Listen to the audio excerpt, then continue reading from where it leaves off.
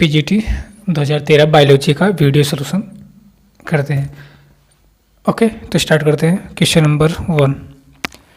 Question number 1 पूछ रखा है, जोंक में चूसक पाए जाते हैं, मतलब जो आपका हीरोडेनेरिया होता है जिसको लीच भी बोलते हैं, ब्लड सकिंग लीच बोलते हैं इसको, हीरोडेनेरिया ग्रेनुलोसा, इसमें जो आपका शक्कर होता है, चूसक होता है, वो पाया जाता है लीच के, मतलब जोंक के इंटीरियर पोर्शन और पोस्टीरियर पोर्शन पे। इंटीरियर शक्कर जो होता है वो बना होता है प्रोस्टोमियम से। किससे बना होता है? प्रोस्टोमियम से बना होता है। और जो का पोस्टीरियर साइड में होता है, पोस्टीरियर जो शक्कर होता है वो पोस्टीरियर शक्कर या एनल शक्कर जो होता है, ठीक। और दोनों शक्कर जो पोस्टीरियर और इंटीरियर शक्कर जो होते हैं, पोस्टीरियर चूसक और इंटीरियर शक्कर जो होते हैं, प्राइमरली एडेशन और लोकोमोशन के लिए होते हैं, ठीक है। और जो एंटीरियर शक्कर होता है वो फीडिंग में भी हेल्प करता है, लोकोमोशन एडेशन में तो हेल्प करता ही करता है, दोनों शक्कर पोस्टीरियर इंटीरियर दोनों, बट इंटीरियर वाला मेनली फीडिंग में हेल्प करता है। तो फिलहाल आपसे पूछा है कि जोंक में चूसक होता है, तो जोंक में चूसक शरीर के पश्च भागों में होता है जोंक के, ठीक है। और आपको जोंक पता है किस फाइलम से बिलोंग करता है? जोंक leech, blood sucking leech, Hirudinaria phylum में इनलिडा से बिलोंग करता है। और इनलिडा की एक खास बात है, इसमें एक पैरापोडिया होता है जो कि स्विमिंग में हेल्प करता है, क्लोथ टाइप का सर्कुलेशन इसमें होता है, आस्मो रेगुलेशन और एक्सक्रीशन में हेल्प करता है नेफ्रीडिया। ये सब आपकी पॉइंट है, थोड़ा सा याद रखना है इसको भी। चलिए क्वेश्चन नंबर 2। लीच के क्रोप में कितने चैम्बर होते हैं? मतलब लीच का जो आपका अभी जस्ट ये भी जोंक से रिलेटेड है, तो जोंक यानी लीच यानी हीरोडेनेरिया ग्लोरियोसा के क्रॉप में कितने चैम्बर होते हैं? तो टोटल 10 चैम्बर होते हैं। कोई में 11 चैम्बर भी होते हैं, ठीक है। और जो आपके हीरोडेनेरिया ग्लोरियोसा लीच यानी जोंक यानी ब्लड सकिंग लीच के क्रॉप में 10 चैम्बर होते हैं, और वो आपके क्या होते हैं? ये प्रत्येक चैम्बर कंसिस्ट होता है small anterior part and a broad posterior part से। वो ठीक है, चलिए, बट कितने चैम्बर होते हैं? 10 चैम्बर होते हैं। चलिए नेक्स्ट क्वेश्चन। यूरोकॉर्डेटा में उत्सर्जन होता है। गुड। यूरोकॉर्डेटा आपका फाइलम कॉर्डेटा के 3 सब फाइलम है। यूरोकॉर्डेटा जिसको ट्यूनिकाटा भी बोलते हैं, सिफेलोकॉर्डेटा एंड वर्टिब्रेटा। तो आपका जो यूरोकॉर्डेटा है, यूरोकॉर्डेटा में उत्सर्जन जो होता है with the help of neural gland, pylori gland and nephrocyte से होता है। और कुछ मेंबर भी आपको मतलब कुछ मेंबर भी यूरोकॉर्डेटा के ध्यान दे लीजिए, एस्कीडिया डोलियोलम साल्पा, एस्कीडिया डोलियोलम साल्पा, और इधर आपका हो जाएगा हार्डमानिया और सियोना। ये सब यूरोकॉर्डेटा के मेंबर हैं। और उत्सर्जन किससे होता है यूरोकॉर्डेटा में? न्यूरल ग्रंथि, पाइलोरी ग्रंथि तथा नेफ्रोसाइट के द्वारा होता है। तो तीसरे का डी ऑप्शन करेक्ट हो जाएगा। Question number 4। स्कॉलिडान की लाल रुधिर कणिकाएं होती हैं। Scoliodon means dog fish. Dog fish belong करता है आपका फिश से ही, ठीक है। स्कॉलिडान डॉग फिश होता है। फिश में किस क्लास से? कॉन्ड्रीसाइट की ऑस्टिसाइट। तो कॉन्ड्रीसाइट मीन्स जो आपका कॉर्टिलेजिनस फिश होती है, कॉर्टिलेजिनस फिश होती हैं, उससे बिलोंग करता है आपका ये स्कॉलिडान या डॉग फिश। इसके साथ साथ कॉन्ड्रीसाइट की कुछ और मेंबर जो कि पता होना चाहिए, पिस्टी जिसको साफिस बोलते हैं, कॉर्कोडाइन ग्रेट वाइट सार्क जिसको बोलते हैं, ट्राइगन स्टिंगरे बोलते हैं, इलेक्ट्रिकल आर्गन इलेक्ट्रिकल जिसमें होता है, ये भी कॉन्ड्रीसाइट यानी कि कॉर्टिलेजिनस फिश होती है, जिसको टॉर्पीडो बोलते हैं, पॉइजनस स्टिंग जिसमें होती है वो फिश है ट्राइगन। ये सब एग्जाम्पल मेमोराइज तो होने ही चाहिए, बट यहाँ पे एग्जाम्पल से नहीं पूछा है, या आरबीसी के बारे में पूछा है। तो देखिए, हम लोग वर्टिब्रेटा में 5 पढ़ते हैं, मतलब 5 क्लास पढ़ते हैं। कौन कौन से? फिश, एम्फीबिया, रेप्टाइल, बर्ड और मैमल। इसमें से सिर्फ मैमल ऐसा है जो कि आरबीसी में न्यूक्लियस नहीं होता है, मैमल के आरबीसी में न्यूक्लियस नहीं होता है, बाकी सबके आरबीसी में न्यूक्लियस होता है, ठीक है। तो यहाँ पे बात हो रही है स्कॉलिडान की, जो कि फिश है, फिश के आरबीसी में न्यूक्लियस होगा और ये ओवल शेप का होता है, यानी कि अंडाकार और केंद्रक युक्त होता है स्कॉलिडान का आरबीसी। गुड। Question number 5। जीव द्वारा अवघटित होने वाला प्रदूषण है। मतलब पॉल्यूटेंट की बात कर रहा है। कौन सा पॉल्यूटेंट ऑर्गेनिज्म के द्वारा डिकम्पोज हो जाता है? ऐसा पॉल्यूटेंट बायोडिग्रेडेबल पॉल्यूटेंट कहलाता है। 2 टाइप के पॉल्यूटेंट होते हैं डिकम्पोजिशन यानी अपघटक के बेसिस पे देखा जाए तो।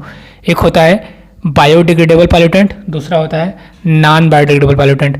बायोडिग्रेडेबल पॉल्यूटेंट वो पॉल्यूटेंट होते हैं जिसको बैक्टीरिया, फंजाई एंड माइक्रोब्स उसको छोटे छोटे टुकड़ों में ब्रेक डाउन कर देते हैं। बट नॉन बायोडिग्रेडेबल पॉल्यूटेंट वो होते हैं जो अर्थ पर वैसे पड़े रहते हैं, उनको ब्रेक डाउन कोई नहीं कर पाता, कोई भी माइक्रोब्स उनको ब्रेक डाउन नहीं कर पाता है, वो डिकम्पोज नहीं होता, तो नॉन बायोडिग्रेडेबल पॉल्यूटेंट होता है। नॉन बायोडिग्रेडेबल पॉल्यूटेंट जैसे आपका एस्बेस्टस हो गया, प्लास्टिक्स हो गए, मरकरी हो गई, मरकरी मीन्स पारा हो गया, ये सब आपके नॉन बायोडिग्रेडेबल पॉल्यूटेंट की कैटेगरी में आएंगे, नॉन बायोडिग्रेडेबल आएंगे। और बायोडिग्रेडेबल जैसे आपका सीवेज मटेरियल हो गया, मतलब वाहित मल होता है, जो घरों से जो मल निकलते हैं वो, उनको आराम से bacteria, virus, microbes break down कर लेते हैं, तो वो ये जो सीवेज होते हैं ये बायोडिग्रेडेबल पॉल्यूटेंट होते हैं। तो इसको जो है जीवों के द्वारा, मतलब माइक्रोब्स के द्वारा ये अपघटित हो जाते हैं। तो क्वेश्चन नंबर 5 का जीवों द्वारा अपघटित होने वाला प्रदूषक है सीवेज। जबकि प्लास्टिक, एस्बेस्टस और आपका प्लास्टिक, एस्बेस्टस और पारा, ये क्या है, ये तो अपघटित होगा ही नहीं, ये अपघटित होगा ही नहीं, ठीक है, ये नॉन बायोडिग्रेडेबल है, ठीक। अच्छा, एक चीज़ और ध्यान देना है, अब यहाँ पे थोड़ा एक एक्स्ट्रा जानकारी है, उसको थोड़ा सा ध्यान देना है आप लोगों को पारा के बारे में, ठीक है। तो पारा देखो, जो स्लो पॉइजनिंग सब्सटेंस भी होता है, स्लो पॉइजनिंग एलिमेंट भी होता है, ठीक है। तो आपका मरकरी और पारा जो है, इस पर जब दांत में जो कैविटी होती है, टीथ में कैविटी होती है, थोड़ा हट के सब्जेक्ट से, टीथ में जब कैविटी होती है उसमें मटेरियल फिल किया जाता है। कई टाइप के मटेरियल होते हैं, परमानेंट है, टेम्पररी, वो ठीक हो, मेडिकल टर्म हो गया। और कुछ मटेरियल ऐसे जैसे सिल्वर फिलिंग, कहते हैं ना गाँव में चांदी का दांत लगवाए हैं, तो वो होता है सिल्वर एमालगम फिलिंग। उसको क्या है, वर्ल्ड वाइड अभी बैन कर दिया गया। बैन इसलिए कर दिया गया क्योंकि सिल्वर एमालगम में जो एमालगम होता है वो मरकरी का होता है, और मरकरी क्या होता है, पॉइजनस होता है, स्लो पॉइजनिंग का काम करता है। तो उसको फिलिंग करने के लिए बैन कर दिया पूरे वर्ल्ड में, इंडिया में नहीं पूरे वर्ल्ड में बैन है। फिर भी इंडियन के कुछ डेंटिस्ट जो होते हैं इसको फिलिंग कर देते हैं बिना बताए, जबकि WHO का, वर्ल्ड हेल्थ WHO का साफ साफ नोटिस है इस पे कि पूरे वर्ल्ड में इसको बैन कर दिया गया, बिकॉज सिल्वर एमालगम में मरकरी, थोड़ी बहुत मरकरी का अमाउंट रहता है, ठीक है। तो टीथ कैविटी में आगे से ध्यान देंगे सभी लोग, और खासकर से जो फीमेल, प्रेग्नेंट फीमेल जो होती हैं, उनको तो कतई नहीं करवाना है सिल्वर एमालगम टाइप की फिलिंग, ठीक है। अगर हो गई हो तो कोई दिक्कत नहीं है, लेकिन अगर नहीं हुई है तो नहीं करवाना, क्योंकि जो एमालगम यानी जो मरकरी होती है वो स्लो पॉइजनिंग का काम करती है, तो वो प्रॉब्लम कर देती है, ठीक है। तो आगे से ये फिलिंग नहीं करवानी है। गांव में भी फिलिंग होती है, ये चीज़ टाइप के लोग कर भी देते हैं, बट ये नहीं करवाना है। और जिसका हुआ है उसको कोई टेंशन नहीं, अगर कोई प्रॉब्लम नहीं कर रहा उसको निकलवाना भी नहीं है, बट अगर नहीं हुआ है, कैविटी बनी हुई है दांत में, तो ये वाली फिलिंग नहीं करवानी है, ठीक है। ये थोड़ा हट के थी, क्यों नहीं करवानी, क्योंकि जो मरकरी पारा उसमें होती है वो पॉइजनिंग का काम करती है, और नॉन बायोडिग्रेडेबल होती है, यहाँ पे आप दिख ही रहा है, ठीक है। चलो क्वेश्चन नंबर 5 के बाद क्वेश्चन नंबर 6 देखते हैं। 6 नंबर पूछ रखा है आपसे, अध्योगामी रूपांतरण विशिष्ट लक्षण होता है। अध्योगामी रूपांतरण मतलब कि आपका रेट्रोग्रेटिव मेटामॉर्फोसिस किसका विशिष्ट लक्षण है, तो रेट्रोग्रेटिव मेटामॉर्फोसिस आपका होता है यूरोकॉर्डेटा में। यूरोकॉर्डेटा मतलब कि जो आपके फाइलम कॉर्डेटा के 3 सब फाइलम है, यूरोकॉर्डेटा, सिफेलोकॉर्डेटा और वर्टिब्रेटा, उसमें यूरोकॉर्डेटा में रेट्रोग्रेटिव मेटामॉर्फोसिस देखने को मिलती है। तो आपका इसका आंसर हो जाएगा क्वेश्चन नंबर 6 का ए, यूरोकॉर्डेटा। 7, सबसे छोटा फीटा कृमि कौन सा होता है, सबसे छोटा टेपवार्म कौन सा होता है, तो आपका टेपवार्म कहाँ से, किस फाइलम से बिलोंग करता है, टेपवार्म आपका टिनिया सोलियम, टिनिया जो होता है ये टेपवार्म होता है। तो टेपवार्म, टिनिया, इकानोकोकस, ये सब आपके टेपवार्म ही है, और टेपवार्म बिलोंग करता है फाइलम प्लेटीहेलमिन्थेस से, ठीक है, प्लेटीहेलमिन्थेस से। तो इसमें जो सबसे स्मॉलेस्ट टेपवार्म होगा वो आपका हो जाएगा कौन सा, इकाइनोकोकस। इकाइनोकोकस सबसे छोटा फीटा कृमि होता है, तो आप ध्यान दें, 7 का सी करेक्ट हो जाएगा, 7वें का सी करेक्ट हो जाएगा, ठीक है। क्वेश्चन नंबर 8, आरएनए तथा प्रोटीन का सिंथेसिस होता है, ये साइटोलॉजी सेल डिवीजन से क्वेश्चन है, ठीक है। कोशिका विभाजन से क्वेश्चन है ये। हम लोग कोशिका विभाजन देखते हैं 2 फेज में होता है, एक होता है इंटरफेज, एक होता है एम फेज। तो इंटरफेज में जो होता है फर्दर 4 होता है, G1, S, G2 और G0 फेज।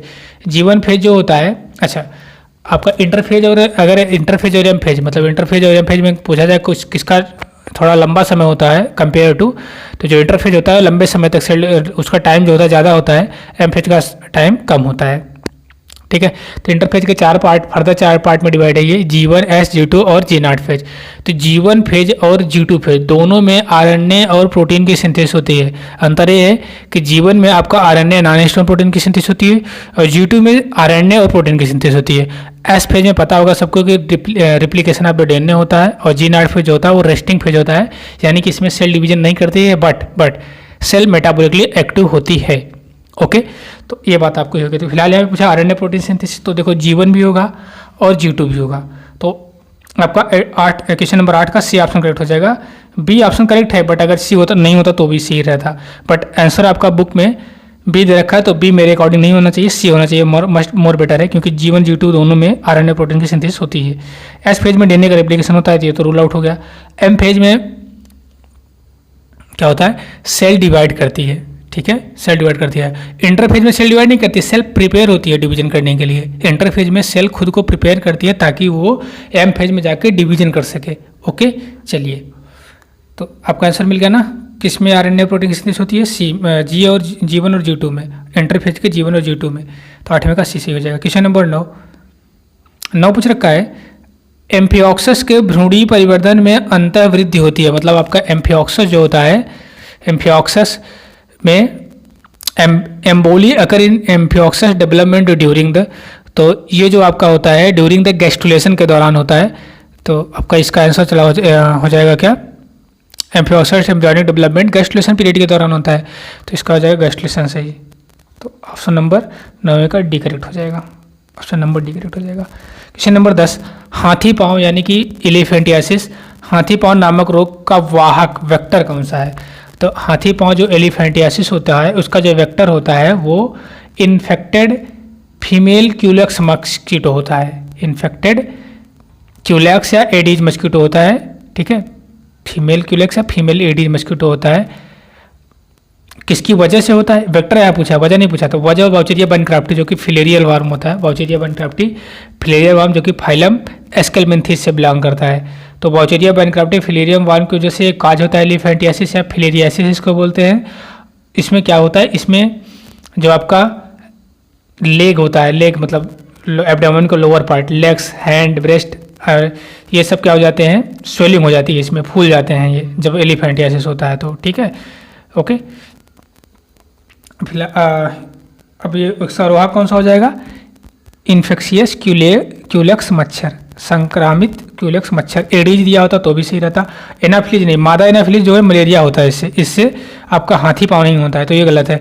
क्यूलेक्स मच्छर, हाँ क्यूलेक्स होता है लेकिन संक्रमित होता है, तो ए तो गया, बी भी गया, क्योंकि बी मादा एनाफिलीज से मलेरिया होता है, क्यूलेक्स मच्छर से होता है लेकिन इन्फेक्शियस होना चाहिए, तो सी में इन्फेक्शियस है, तो सी की जगह 10वें का सी, हाथी पाँव संक्रमित क्यूलेक्स मच्छर से होता है। क्वेश्चन नंबर 11, कौन सी प्रोटीन मनुष्य के शरीर में प्रचुर मात्रा में पाई जाती है। मतलब which are the following protein most abundant in human body. तो देखते हैं कौन सी प्रोटीन होगी। हीमोग्लोबिन तो पिगमेंट है, आरबीसी का जो पिगमेंट है रेड ब्लड सेल में, ह्यूमन ब्लड में, आरबीसी डब्ल्यूबीसी में, आरबीसी में जो पिगमेंट होता है हीमोग्लोबिन नाम का पिगमेंट होता है।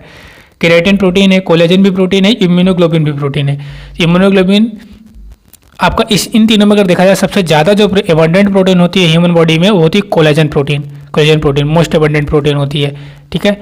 और ये फाइब्रस टाइप की, 2 टाइप की प्रोटीन होती है, फाइब्रस और ग्लोमुलस प्रोटीन। तो फाइब्रस प्रोटीन ये, ठीक है, ये फाइब्रस टाइप की प्रोटीन है। तो आपका इसका हो जाएगा आंसर करेक्ट सी वाला, कोलेजन प्रोटीन मोस्ट एबंडेंट होती है। चलिए क्वेश्चन नंबर 11 के बाद क्वेश्चन नंबर 12 पे आते हैं। ये तो सिंपल सा है, सबको पता होगा कि पेस मेकर हृदय में क्या कार्य करता है। तो पहले फर्स्ट ऑफ ऑल हार्ट का पेस मेकर का रोल कौन करता है था, ठीक है।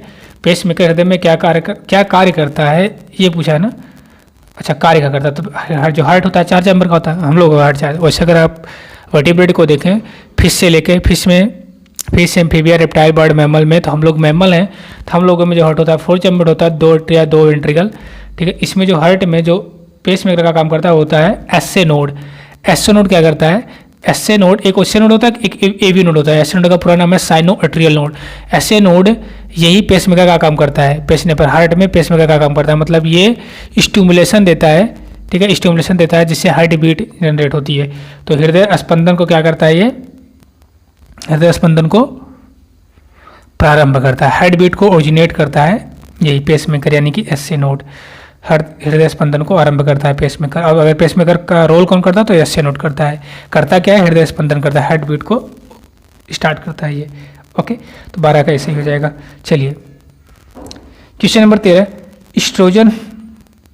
एस्ट्रोजन हार्मोन का श्रावण नियंत्रण होता है। एस्ट्रोजन हार्मोन का श्रावण नियंत्रित होता है, मतलब जो आपका एस्ट्रोजन का सिक्रीशन होता है एस्ट्रोजन हार्मोन का, वो किसके द्वारा, किस हार्मोन के द्वारा कंट्रोल्ड होता है। तो आपका जो 2 टाइप के हार्मोन होते हैं गोनाडोट्रोपिक हार्मोन, एक होता है एफएसएच, एक होता है एलएच। एफएसएच मतलब फॉलिकल स्टिमुलेटिंग हार्मोन। जब ये क्या करता है, स्टिमुलेट करता है development and maturation of the ovarian follicle in female, ठीक है। यही क्या करता है, एस्ट्रोजन हार्मोन को कंट्रोल भी करता है एफएसएच, ठीक है। और एलएच एंड्रोजन हार्मोन को कंट्रोल करता है। तो एस्ट्रोजन हार्मोन को कंट्रोल करने वाला जो हार्मोन होता है वो होता है एफएसएच से हार्मोन होता है एफएसएच, ठीक है।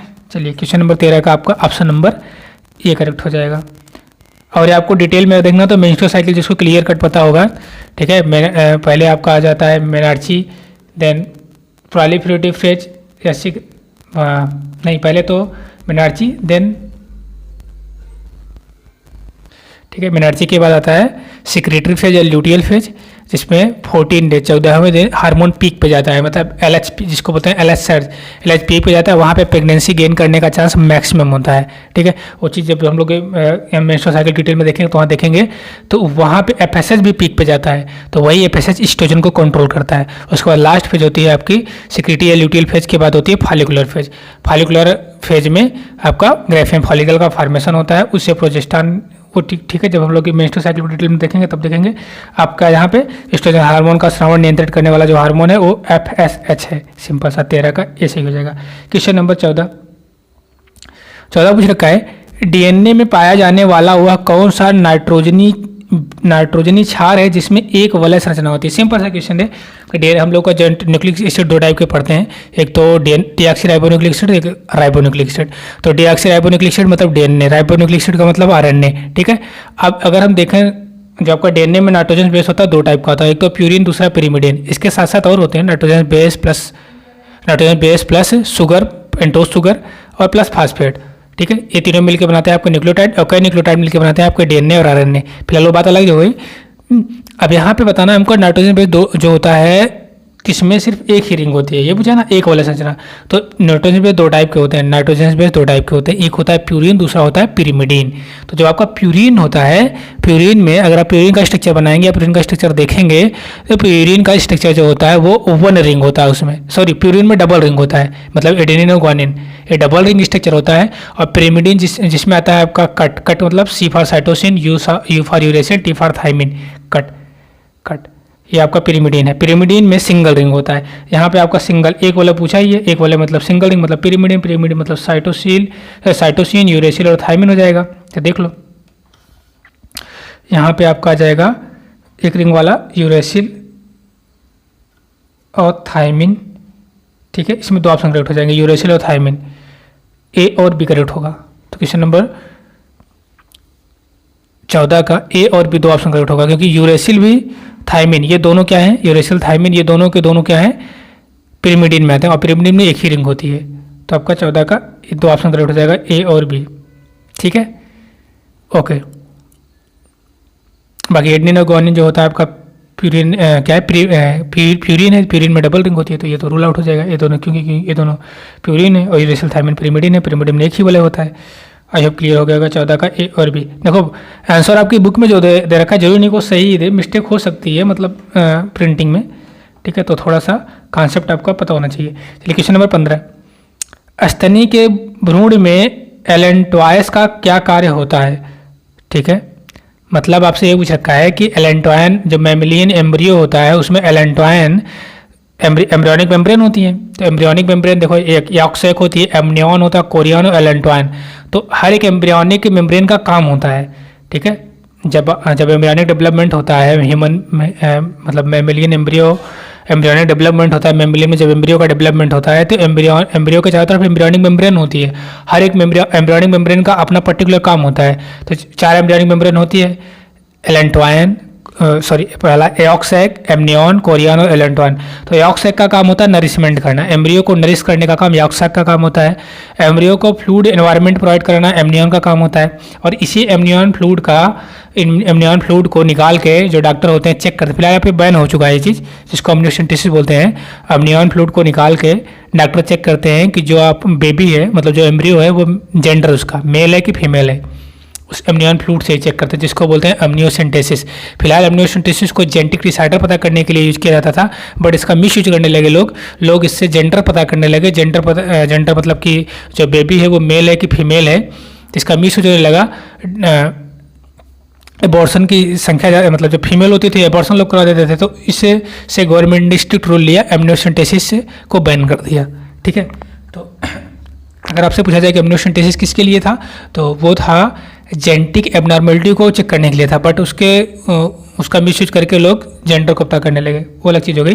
ठीक है, तो एम्ब्रियोनिक मेम्ब्रेन हम बात कर रहे हैं। एम्ब्रियोनिक मेम्ब्रेन में पहला एऑक्सैक नरिशमेंट प्रोवाइड कराता है, एमनियन जो है फ्लूइड एनवायरनमेंट देता है, कोरियन प्रोटेक्शन प्रोवाइड कराता है, एलेंटॉन एक्सक्रीशन में हेल्प करता है। यहाँ एलेंटॉन मेम्ब्रेन की बात हो रही है, एलेंटॉन की, तो एलेंटॉन का क्या कार्य होता है? उत्सर्जन। एलेंटॉन का काम होता है उत्सर्जन में हेल्प करना, मतलब एक्सक्रीशन में हेल्प करता है ये।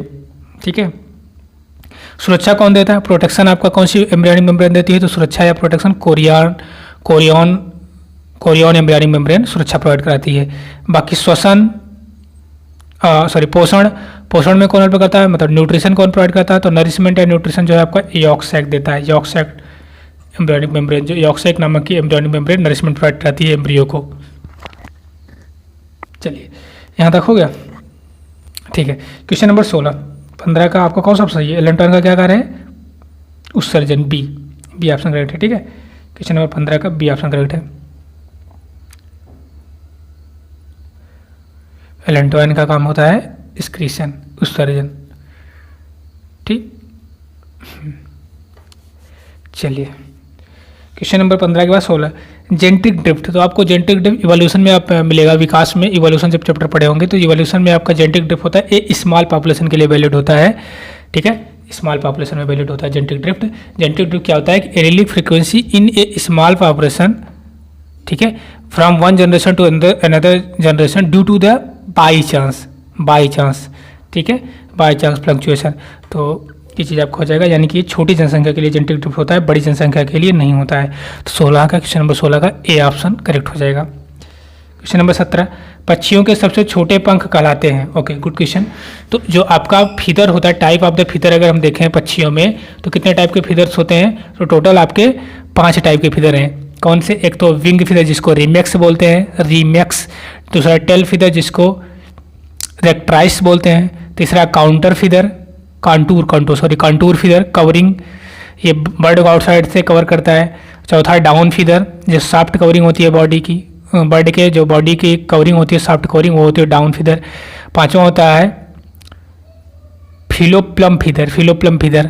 ये होते हैं आपके 5 टाइप के फीदर। इसमें से सबसे जो स्मॉलेस्ट फीदर होता है, सबसे स्मॉलेस्ट पंख जो होता है, छोटा पंख, कंटूर पंख होता है। ठीक है, कंटूर होता है।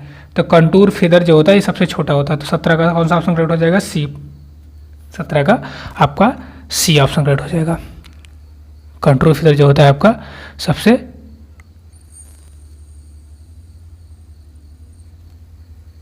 एक minute very sorry contour feather नहीं, I am very sorry, contour feather नहीं होता है, फाइलोप्लम आपका फीदर जो होता है सबसे छोटा वाला पंखा होता है। तो वेरी सॉरी, ये आपका ये नहीं होगा।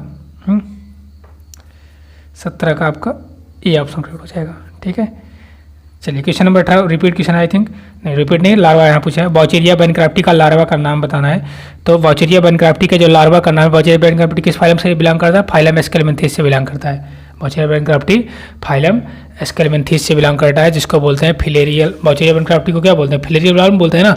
और इसकी वजह से कौन सी डिजीज होती है? बॉचेरिया बैनक्राफ्टी जिसको फिलेरियल लार्वा बोलते हैं, इसकी वजह से एलिफेंटियासिस होती है, हाथी पाँव होता है। और इसके लार्वा का जो नाम होता है, बॉचेरिया बैनक्राफ्टी का जो लार्वा का नाम होता है वो होता है माइक्रोफिलेरियल लार्वा। यानी कि कौन सा सही हो जाएगा? ऑप्शन नंबर 18 का ए ऑप्शन करेक्ट हो जाएगा। ठीक है, ऑप्शन नंबर ए करेक्ट हो जाएगा। बाकी आपका ट्रोकोफोर लार्वा जो होता है वो नेरिस में होता है, नेरिस के लार्वा का नाम ट्रोकोफोर। और बाइपिनेरियल लार्वा जो होता है वो होता है किसमें होता है, स्टार फिश में बाइपिनेरियल लार्वा होता है। ओके, चलिए ये चीज़ आपका हो गया।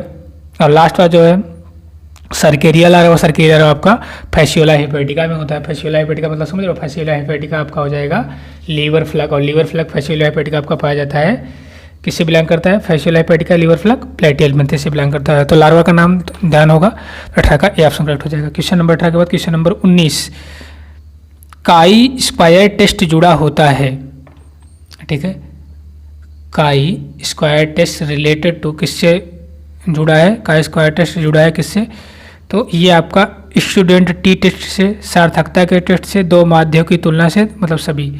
तो 19 का डी ऑप्शन आपका करेक्ट हो जाएगा। चलो क्वेश्चन नंबर अगला, एंटीकोडॉन होते हैं, ठीक है, एंटीकोडॉन अकर इन, किस में होते हैं एंटीकोडॉन, ये पूछा जा रहा है इसमें। तो एंटीकोडॉन आपका जब ट्रांसलेशन होता है, ठीक है, तो एंटीकोडॉन जब का टीआरएनए जो होता है, टीआरएनए मतलब 3 टाइप का आरएनए होते हैं, एमआरएनए, आरआरएनए, टीआरएनए। तो जो टीआरएनए होता है इसमें आपका एंटीकोडॉन प्रेजेंट होता है, ठीक है। एंटीकोडॉन एक एक्सेप्टर एंड होता है, एक एंटीकोडॉन होता है, एंटीकोडॉन लूप होता है, एक डी लूप जैसे जिसको बोलते हैं डाईहाइड्रो यूरिडिन लूप, और एक टी शेप का लूप होता है, T sign CG, T sign loop भी बोलते हैं। तो आप अगर फिगर देखोगे टीआरएनए का, ठीक है, फिगर देखोगे टीआरएनए का, तो उसमें आप इतने लूप पाओगे। तो एंटीकोडॉन जो आपका होता है वो टीआरएनए में होता है, यानी कि बी ऑप्शन करेक्ट हो जाएगा। अब क्वेश्चन नंबर 21, ब्रांकियोस्टोमा में जल की धारा उत्पन्न होती है। तो ब्रांकियोस्टोमा में जल की धारा उत्पन्न होती है, current of the water produce in the Branchiostoma. तो ब्रांकियोस्टोमा मतलब एम्फियोक्सस यानी लैंसिलेट। इसमें क्या होता है कि व्हील आर्गन प्रेजेंट होता है माउथ के एंटीरियर पार्ट पे, और इसीलिए इसको रोटेटरी आर्गन या मुलर आर्गन भी बोलते हैं, यही वाटर करंट प्रोड्यूस करता है, मतलब व्हील आर्गन के द्वारा प्रोड्यूस होता है, व्हील आर्गन या इसे क्या बोलते हैं, और मुलर आर्गन बोलते हैं। चलिए क्वेश्चन नंबर 22, इकोलॉजी से क्वेश्चन है, जैव भू रासायनिक चक्र किसके चक्रण को प्रदर्शित करता है, मतलब जो आपकी बायोजियोकेमिकल साइकिल है वो किसकी साइकिलिंग को रिप्रेजेंट करता है। बायोजियोकेमिकल साइकिल जो होता है वो आपका रिप्रेजेंट करता है जो मतलब परिस्थितिकी तंत्र में जो पोषण पदार्थों का जो प्रवाह होता है, मतलब न्यूट्रिएंट का जो प्रवाह होता है उसको रिप्रेजेंट करता है, ठीक है। तो न्यूट्रिएंट इन द इकोसिस्टम मतलब परिस्थितिकी तंत्र में पोषण पदार्थों का प्रवाह को ये प्रदर्शित करता है भू रासायनिक